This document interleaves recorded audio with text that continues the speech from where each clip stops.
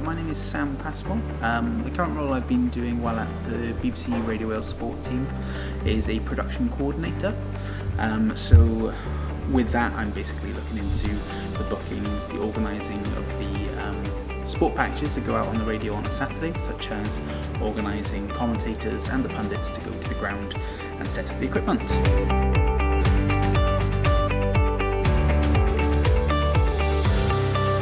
I'd probably say one of my highlights of the role so far would probably be the Six Nations. So when Wales played England, although the result wasn't to our liking, I managed to go as an OB producer, sort of shadow one of the OB producers, and that was good fun. Sort of got to meet a lot of the ex-players, current players, which was, it's a bit of a glamorous side of the role.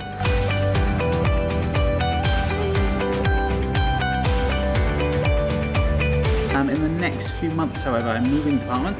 I'm moving to Radio Wales, and I'm looking to work on things such as the Brentisiaeth show, which is one of the afternoon slots, as well as shadowing things like the Wnaethon show, Sean Larry. So it's very varied, so I'm going to get loads of experience sort of creating content, editing content, and I'm really looking forward to it.